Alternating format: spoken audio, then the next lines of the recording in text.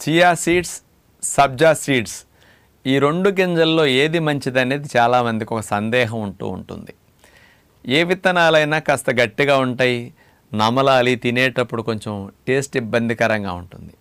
సులభంగా త్రాగేటట్టు, మింగేటట్టు అనుకూలంగా ఉండే విత్తనాలు 2 చియా సీడ్స్, సబ్జా సీడ్స్. వీటిని పావు గంట 20 నిమిషాల ముందు కనుక నీళ్ళల్లో వేస్తే చక్కగా నీటిని పీల్చుకుని ఉబ్బి మెత్తగా అయిపోతాయి. మనం నవలకుండా మింగేసిన తేలిగ్గా డైజెషన్ అయిపోయే 2 రకాల విత్తనాలు. ఈ రెండిట్లోనూ అటు బలము కానీ, ప్రోటీన్ కానీ, పోషకాలు కానీ, కాల్షియం కానీ, ఫాస్ఫరస్ కానీ, ఇతర పోషకాలన్నీ తీసుకుంటే దగ్గర 2 మంచివనే చెప్పొచ్చు.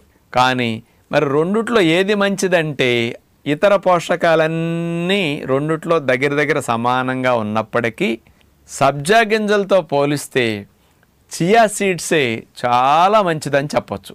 దీనికి